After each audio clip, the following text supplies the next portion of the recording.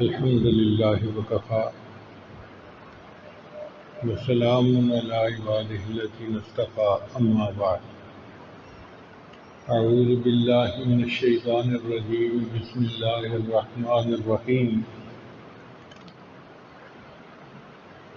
شهر رمضان الذي أنزل فيه القرآن وقال الله تعالى في مقام آخر الف لام را کتاب انزلناه الیک لتخرج الناس من الظلمات الى النور باذن ربهم الى صراط العزیز الحمید وقال رسول الله صلی اللہ علیہ وسلم خیرکم من تعلم القرآن وعلمه سبحان ربک رب العزة عما یصفون وسلام علی المرسلین والحمد للہ رب العالمین اللہم صل علی سیدنا محمد وعلی آل سیدنا محمد وبارک وسلم۔ قرآن مجید فرقان حمید اللہ رب العزت کا کلام ہے، اللہ کی کتاب ہے، یہ کتاب ہدایت ہے۔ اللہ تعالیٰ نے اس کو بھیجا تاکہ انسانوں کو اندھیروں سے نکال کر روشنی کی طرف لے جائے۔ لِتُخْرِجَ النَّاسَ مِنَ الظُّلُمَاتِ إِلَى النُّورِ، اے میرے محبوب صلی اللہ علیہ وسلم، آپ اس کے ذریعے سے انسانوں کو اندھیروں سے نکال کر روشنی کی طرف لائیں۔ کار مذلت میں پڑے ہوئوں کو اوج ثریا پہ پہنچانے والی کتاب، اللہ سے بچھڑے ہوئوں کو اپنے اللہ سے ملانے والی کتاب ہے۔ یہ کتاب ہدایت ہے۔ اتر کر ہیرا سے سوئے قوم آیا اور ایک نسخہ کیمیا ساتھ لایا، وہ بجلی کا کڑکا تھا یا صوت ہادی، عرب کی زمین جس سے ساری ہلا دی۔ قرآن مجید دلوں کا مقناطیس ہے، سلیم الفطرت لوگوں کو اپنی طرف کھینچ لیتا ہے۔ نبی علیہ السلام نے جب آ کے قرآن مجید کی تلاوت فرمائی تو جو سلیم الفطرت حضرات تھے وہ فوراً چلے آئے، جیسے سیدنا صدیق اکبر رضی اللہ تعالیٰ عنہ اتنے سلیم الفطرت تھے کہ زمانہ جاہلیت میں کبھی شراب نہیں پی، کبھی زنا نہیں کیا۔ ان گناہوں سے وہ اپنی سلیم الفطرت ہونے کی وجہ سے بچے ہوئے تھے۔ سب سے پہلے وہ ایمان لے آئے، اور بھی حضرات قریب آ گئے۔ حضرت عمر رضی اللہ عنہ جیسے بہادر انسان، جب انہوں نے دیکھا کہ ایک ہنگامہ برپا ہو گیا ہے مکہ مکرمہ میں، کوئی بندہ ہے جو ہمارے معبودوں کے خلاف باتیں کرتا ہے، تو تلوار لے کے نکل کھڑے ہوئے کہ میں قصہ ہی سمیٹ دیتا ہوں۔ اللہ کی شان دیکھیے کہ راستے میں ایک صحابی ملے، سلام دعا ہوئی تو انہوں نے پوچھا کہاں جا رہے ہو؟ کہنے لگے بس میں مسلمانوں کے پیغمبر اسلام کا قصہ ہی سمیٹتا ہوں۔ انہوں نے کہا ان کے تو واضح قصہ سمیٹنا، پہلے اپنے گھر کی خبر لو، تمہاری بہن مسلمان ہو چکی ہے، بہنوئی مسلمان ہو چکے ہیں۔ تو بڑا غصہ بڑھ گیا، یہ کیسے ہو سکتا ہے؟ میری بہن ہو، میرا بہنوئی ہو، اور مجھ سے مشورے کے بغیر وہ نیا دین قبول کر لیں، تو بہنوئی کے گھر چلے گئے۔ اب جب وہاں گئے تو پتہ چلا آواز سے کہ کچھ وہ پڑھ رہے تھے، ایک صحابی تھے جو ان کو قرآن پڑھا رہے تھے۔ دروازہ کھٹکھٹایا، ان کو پتہ چل گیا کہ عمر آیا ہے۔ وہ صحابی بھی چھپ گئے اور انہوں نے قرآن مجید کو بھی چھپا دیا۔ اندر گئے تو جا کے اپنے بہنوئی سے کہا میں نے سنا ہے کہ تم مسلمان ہو گئے ہو۔ انہوں نے آگے سے جواب دیا کہ اگر اسلام سچ ہے تو قبول کرنے میں کیا رکاوٹ ہے؟ غصہ انتہا کو پہنچا ہوا تھا، اپنے بہنوئی کو مارنا شروع کر دیا۔ خامد کو بچانے کے لیے بہن درمیان میں آئی تو بہن کے بھی تھپڑ لگایا۔ تو کہتے ہیں کہ بہن کو جب تھپڑ لگایا تو اس کے بھی منہ سے خون نکل آیا۔ مگر وہ بھی عمر الخطاب کی بہن تھی فاطمہ بنت خطاب، کہنے لگی کہ عمر، جس ماں کا دودھ تو نے پیا ہے اسی ماں کا دودھ میں نے پیا ہے، تو ہمارے جسم سے جان تو نکال سکتا ہے، ہمارے دل سے ایمان کو نہیں نکال سکتا۔ بہن کی یہ بات دل پہ اثر کر گئی، کہنے لگے اچھا بتاؤ تم کیا پڑھ رہے تھے؟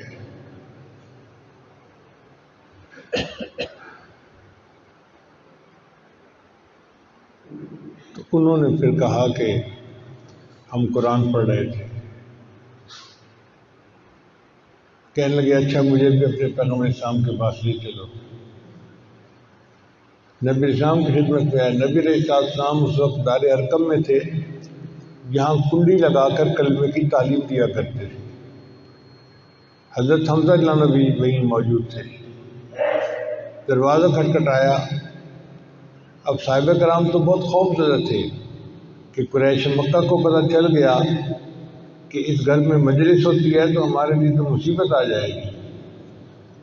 تو ایک صحابی نے کہیں سراغ سے دیکھا تو عمر بن خطاب کو دیکھا، تلوار لے کے کھڑے تھے۔ آ کے بتایا اے اللہ کے وسلم، عمر بن خطاب آیا ہے، ہاتھ میں تلوار پکڑی ہوئی ہے۔ نبی صاحب نے فرمایا دروازہ کھول دو۔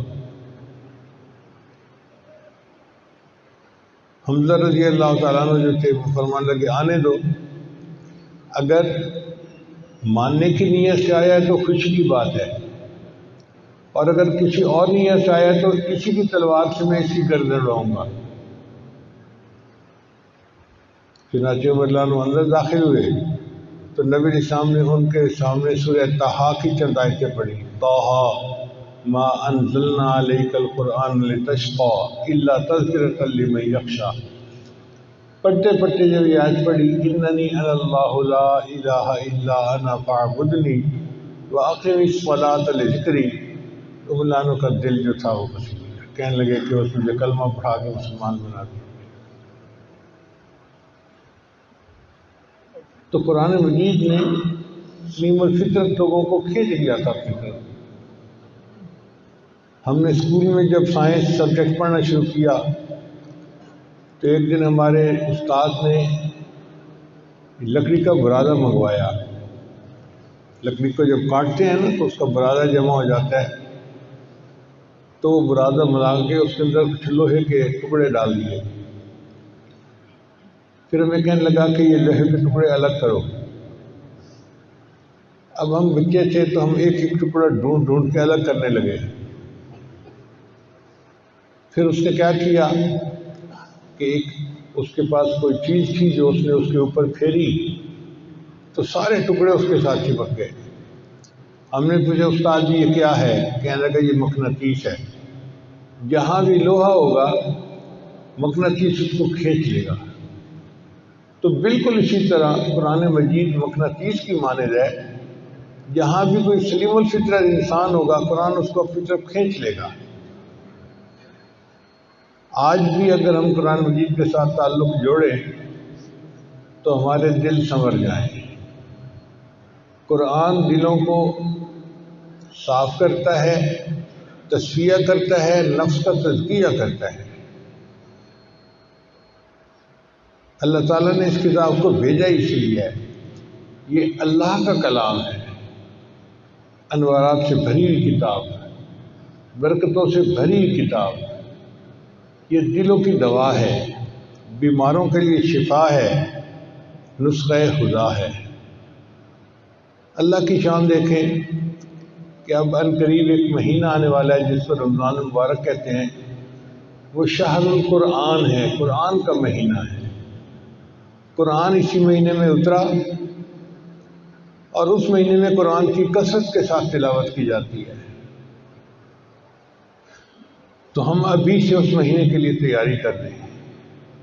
ہم نے دنیا میں دیکھا ہے کہ عید کے آنے سے ایک مہینہ پہلے عورتیں اپنے کپڑے تیار کرنا شروع کر دیتی ہیں، بچوں کی چیزیں خریدنا شروع کر دیتی ہیں۔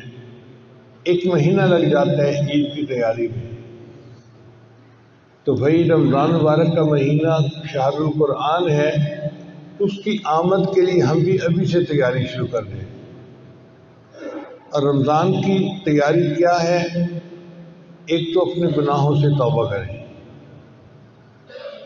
اور دوسرا اپنے کام کو اس طرح سے سمیٹیں کہ رمضان شریف کا وقت فارغ ہو عبادت کے لیے۔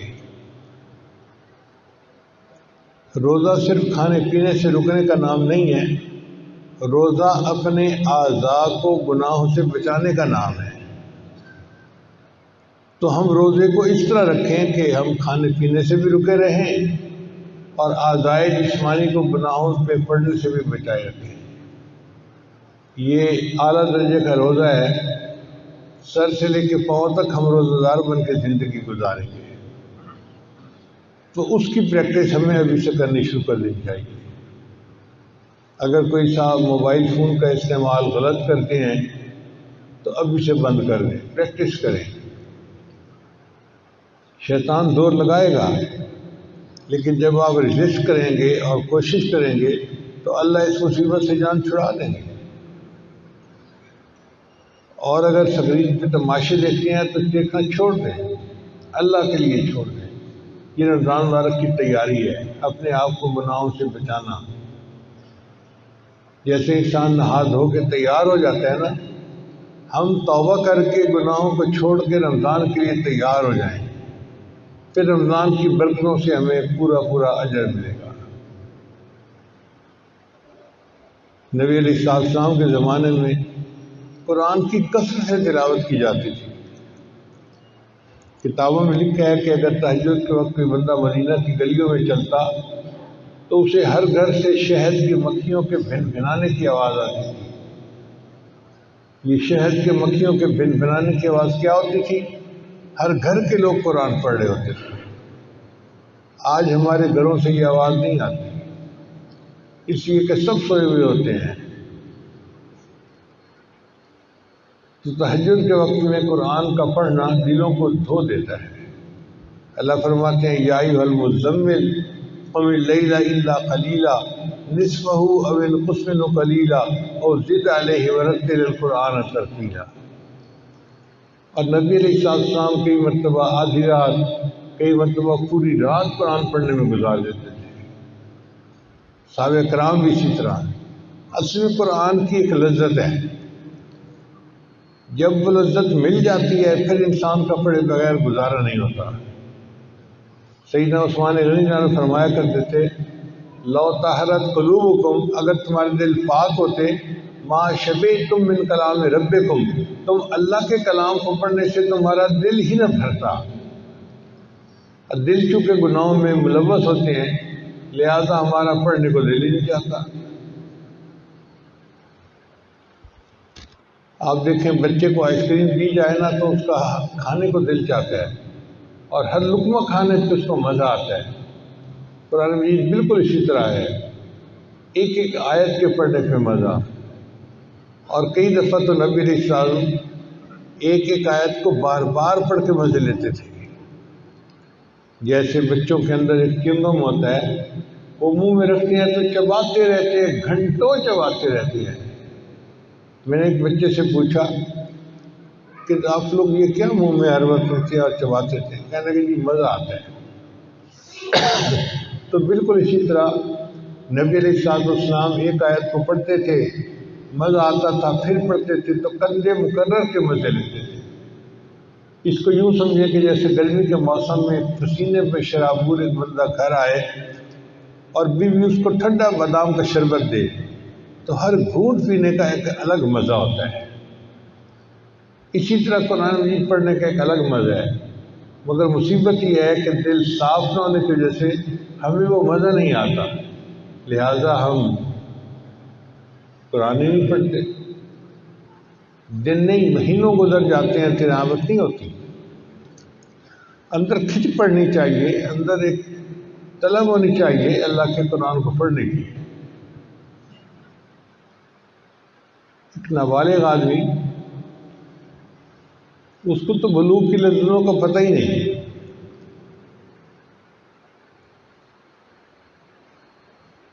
اور اگر ایک بالغ آدمی جس کی شادی ہو چکی ہے اس کو کوئی کہے کہ جی ہم آپ کو بستر کھلا دیتے ہیں، آج آپ بیوی کے پاس نہ جائیں، تو وہ کہے گا کیا بیوقوفوں والی بات ہے، اس سویٹ ڈش کی یا اس کھانے پینے کی یا ان بسکٹوں کی کیا حیثیت ہے؟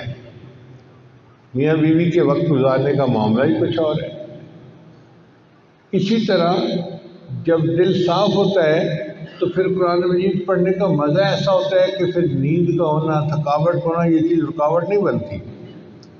بندہ جتنا بھی تھکا ہوا ہو رات کے آخر پہ بھی اٹھ جاتا ہے اور مصلے پہ کھڑا ہو جاتا ہے۔ بعض رات تو ایک رات میں ایک قرآن مجید پڑھ لیا کرتے تھے۔ ہم اگر اتنا نہیں پڑھ سکتے تو ہم تھوڑا تو پڑھ سکتے ہیں نا۔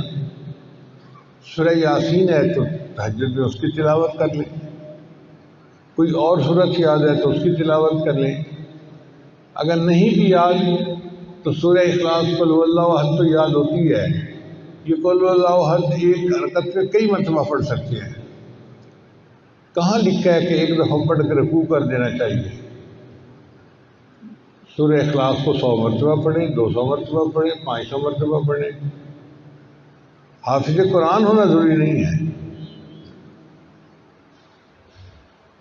حدیث مبارکہ میں آتا ہے کہ ایک صحابی جو تھے وہ ہر وقت سورہ اخلاص پڑھتے تھے اپنی نماز میں۔ تو نبی علیہ السلام نے پوچھا کہ آپ ہر وقت کیوں پڑھتے ہو؟ اس نے کہا جی مجھے اس مضمون سے فطری محبت ہے۔ تو نبی علیہ السلام نے فرمایا کہ سورہ اخلاص کی محبت کی وجہ سے اس بندے کو اللہ تعالیٰ جنت میں اعلیٰ مقام عطا فرمائیں گے۔ سورۃ الکوثر یاد ہے، انا اعطیناک الکوثر، تو وہی پڑھیں جو مرضی ہے اور بار بار اس کو پڑھتے رہے۔ یہ جو بار بار پڑھنا ہے نا، اس سے دل پر اثر ہوتا ہے۔ دیکھیں دیوار کے اندر کیل گاڑنا ہوتا ہے نا، تو ایک دفعہ ہتھوڑا مارنے سے کیل نہیں گڑتا، ایک دفعہ مارتے ہیں، پھر دوسری دفعہ مارتے ہیں، پھر تیسری دفعہ، ہیمر اٹ ڈاؤن، اس کو مارتے رہو حتیٰ کہ یہ گڑ جائے اس کے اندر۔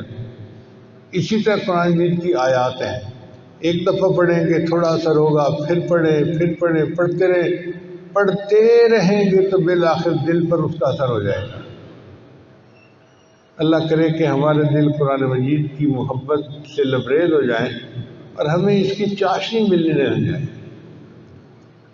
ہم روحانی طور پہ بالغ بن جائیں، پھر اٹھتے بیٹھتے ہمیں قرآن پڑھنے کا شوق ہوگا۔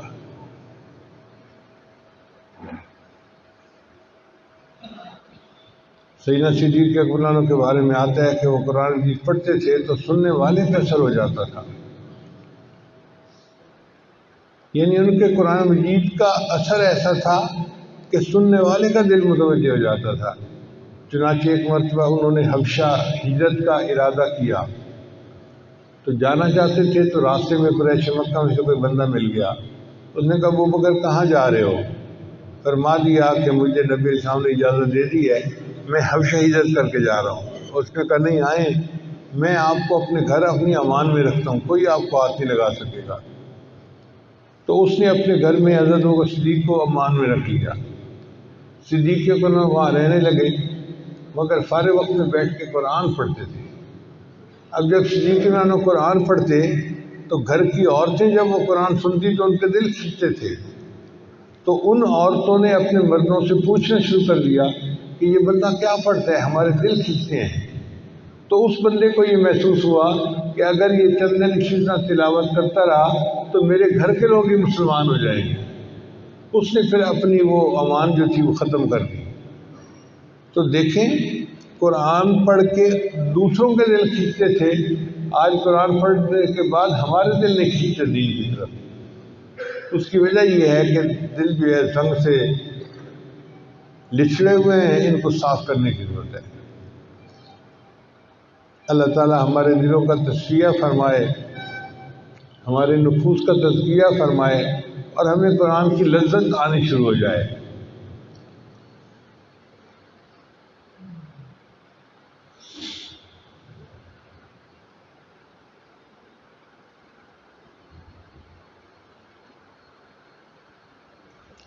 قرآن مجید کی محبت انسان کے دل کو منور کرتی ہے اور ایمان کو بچاتی ہے۔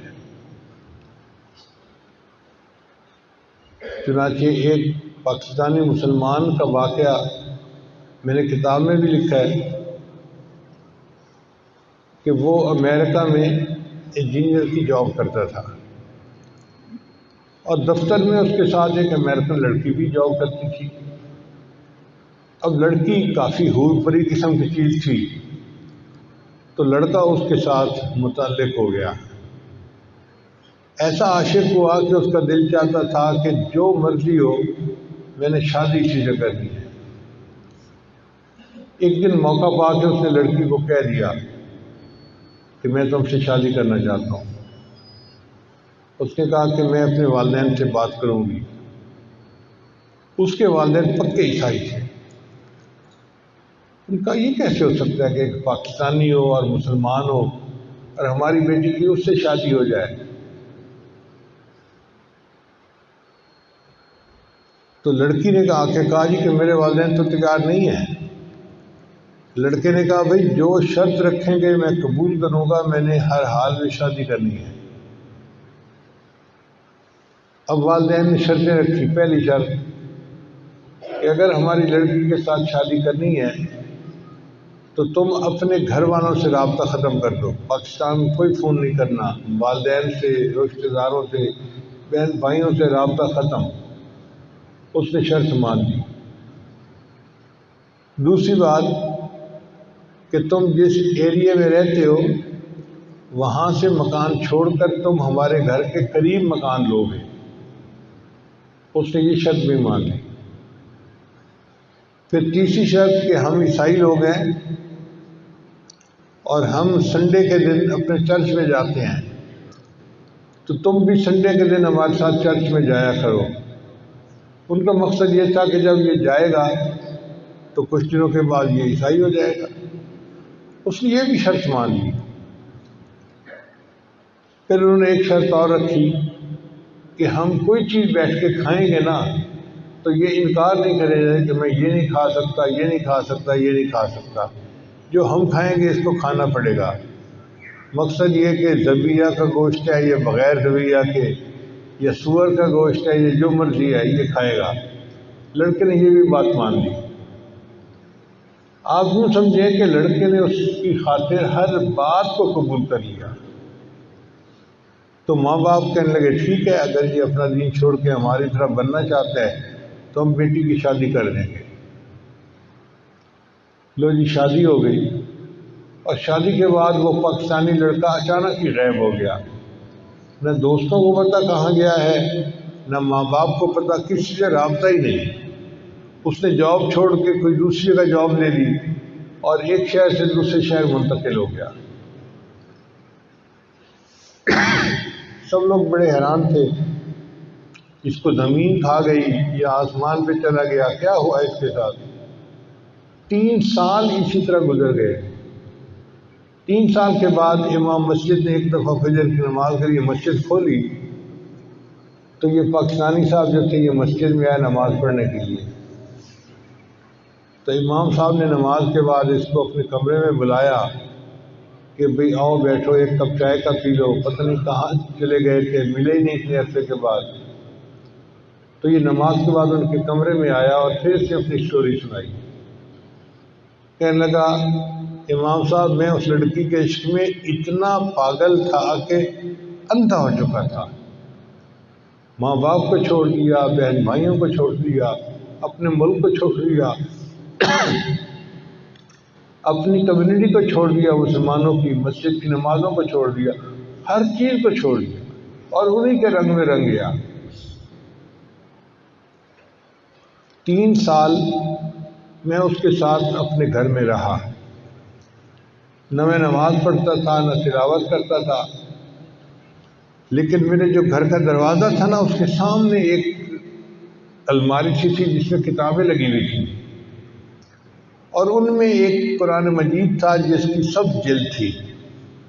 تو آتے جاتے میں اس قرآن کو محبت کی نظر سے دیکھتا تھا اور اپنے دل میں نادم شرمندہ ہوتا تھا، یا اللہ تیرا قرآن سچا ہے اور میں گندا ہوں اور میں اپنے نفس کی خواہش کے پیچھے اس لڑکی کے ساتھ تعلق جوڑ بیٹھا ہوں، تو مجھے معاف کر دیں۔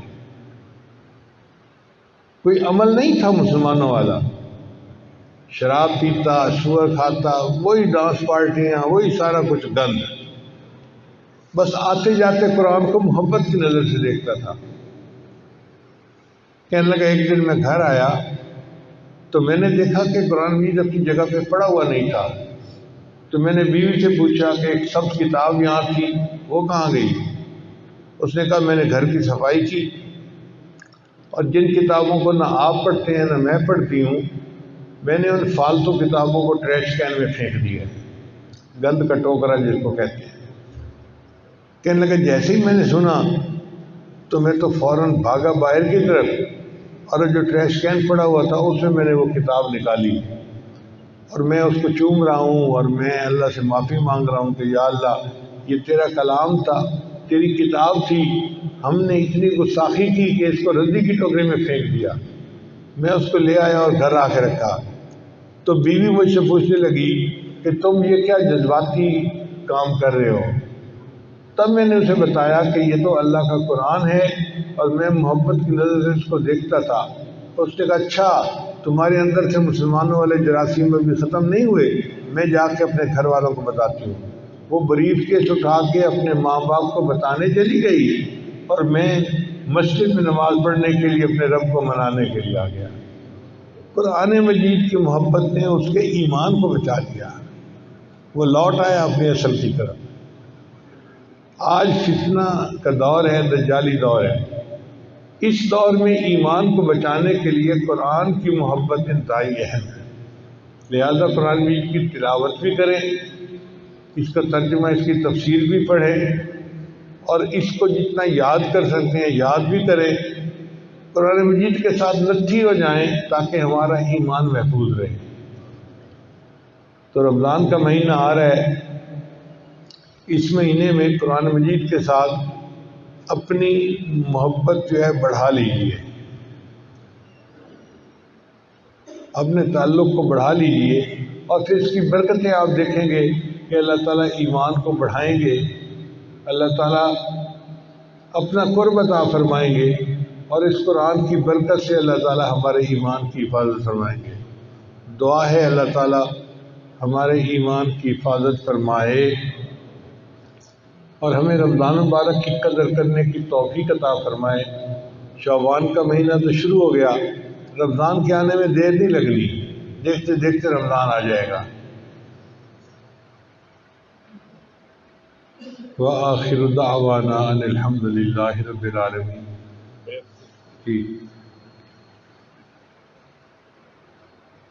توبہ کے کلمات پڑھ لیجئے۔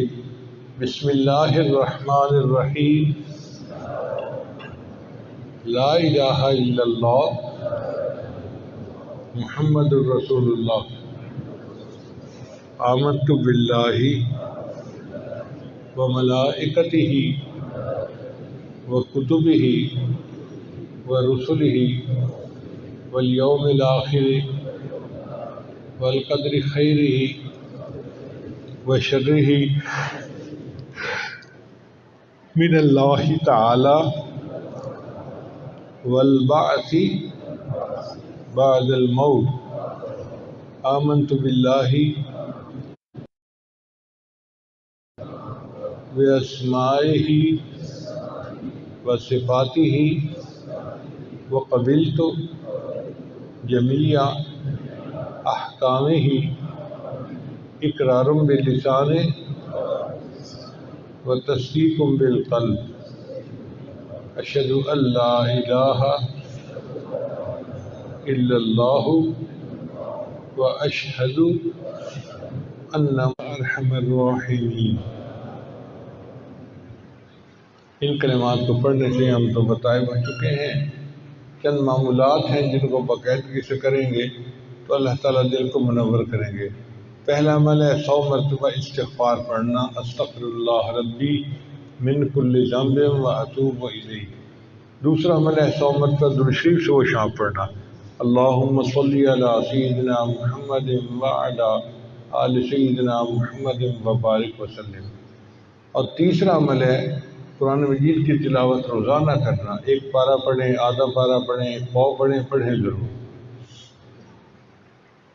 چوتھا عمل ہے چلتے پھرتے ہر وقت دل میں اللہ کو یاد کرنا، اذکار دل یار اور پانچواں عمل ہے مراقبہ ان تمام وظائف کا نچوڑ اور لب لباب ہے۔ طریقہ بہت آسان ہے کہ جب آپ نماز پڑھ کے فارغ ہوں، آنکھیں بند کر کے اللہ سے لو لگا کے بیٹھ جائیں، اللہ کی رحمت آ رہی ہے، میرے دل میں سما رہی ہے، میرے دل کی ظلمت اور سیاہی دور ہو رہی ہے، اور میرا دل اللہ اللہ اللہ اللہ بول رہا ہے، میں سن رہا ہوں۔ انشاءاللہ یہ چند منٹ کا مراقبہ آپ کے دل میں اللہ کی محبت کو بڑھائے گا اور آپ خود اس کی برکت کو محسوس کریں گے۔